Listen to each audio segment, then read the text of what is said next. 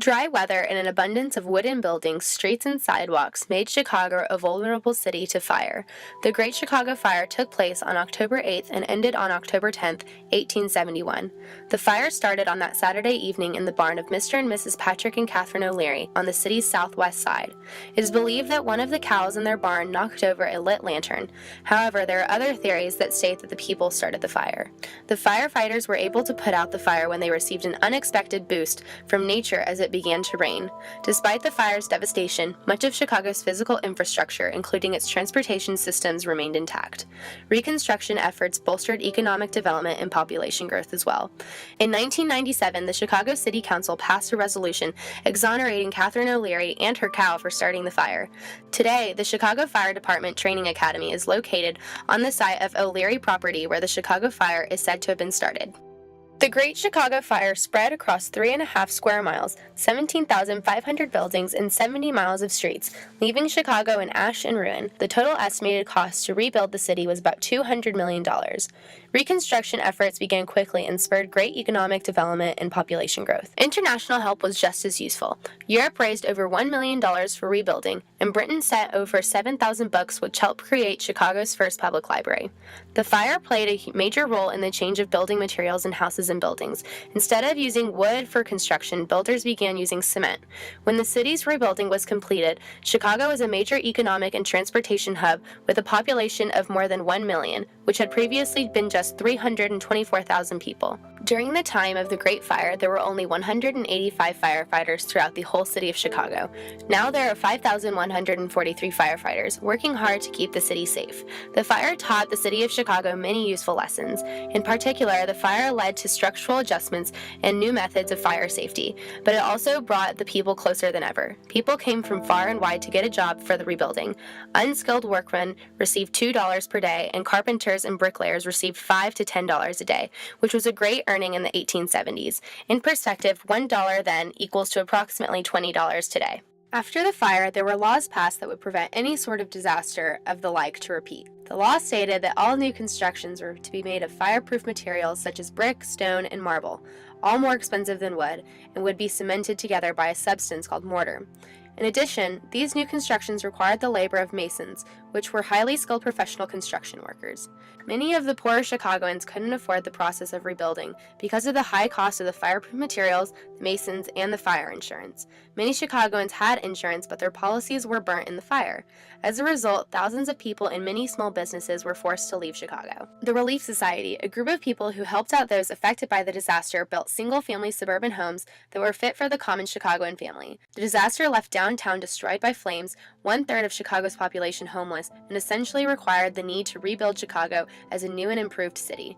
Other relief groups such as Chicago's Relief and Aid Society throughout the exceptionally cold winter of 1872 built collectively around 8,000 homes. Although many saw this as an end of an era, business executives took this as an opportunity to rebuild a new and improved downtown Chicago. After the Great Chicago Fire, more emphasis was made on building codes and safety, a modern advancement that we often now take for granted. Buildings transitioned from flammable wood, masonry, and iron buildings to flame-resistant steel, glass, and terracotta-clad structures. This not only impacted a building's ability to save human lives, but it also greatly impacted the language of buildings. Long gone were the adornments typical to the old Chicago style, and in came a new architectural style coined the Chicago School. The Chicago School uses advances in technology, such as steel-framed structures and modern hanging non-load-bearing curtain walls, to proliferate the modern architectural pedagogy of form follows function. Architects were allowed to finally articulate forces found in buildings with exposed structural members, clean finishes, and non-ornamentation to create the first skyscrapers in the world. Architects like Louis Sullivan were known for creating the greatest skyscrapers in Chicago. Architects like Frank Lloyd Wright adopted many of the Chicago School's ideas and applied them to residential architecture. Wright transformed residential architecture in Chicago with his own take on the Chicago style called the Prairie School, or Usonian homes. Wright was able to use the technological advances and changes in form of buildings to create modern, sleek, horizontal, long-spanning, and often cantilevered homes that were seen as permanent pieces of functional art rather than temporary flammable homes. The influx of changes of intelligent, radical new buildings were due to the development of opportunities, as well as building code legislation caused by the Great Fire, in one of the most important cities of the world at the time. Following the Great Fire of 1871, the city of Chicago faced an overwhelming rebuilding process. The first step in that process involved relocating over 2,000 acres worth of rubble, the majority of which was unusable in further traditional construction. Instead of disposing of it all, Chicago city planners suggested dumping the rubble into Lake Michigan, near the Illinois Central Railroad, in an effort to increase the area of Lake Park, later named Grant Park after former President Grant in 1901. The choice of city planners to use the debris from the Great Fire to expand Lake Park was technologically advanced and directly influenced the park as well as the city's development. The park's 319 acres of open space contributed to the growth of Southside Chicago, as those who moved to Chicago in the post-fire years saw Grant Park as an extremely attractive place to live close to. The Chicago Fire was a major awakening to the people of Chicago. The city was expanding at a rapid pace due to the industrialization in America. The fire forced reevaluation on the term industrialization. Though extremely destructive and costly, the fire was the catalyst for creating the modern-day city of Chicago.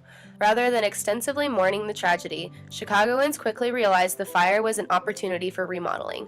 Chicago is known for the vast spread of factories, the essence of industrialization. With these factories gone, Chicago would be built from the ground up through reconstructive efforts. Chicago developed into America's first metropolis. The city evolved into a large, beautiful, busy area sprinkled with modern architectural innovations, including the creation of a distinct skyline and lakefront. Architects developed plans for the world's first skyscraper. The fire was a window of opportunity for the city to make itself known for modern innovations. In efforts to help rebuild this city, Mayor Mason spearheaded committees to help bring his new city into new heights. Chicagoans work efficiently together to bring their city back up from the ashes. Chicago now has a loving nickname of the City of Big Shoulders, thanks to the tireless efforts of its people.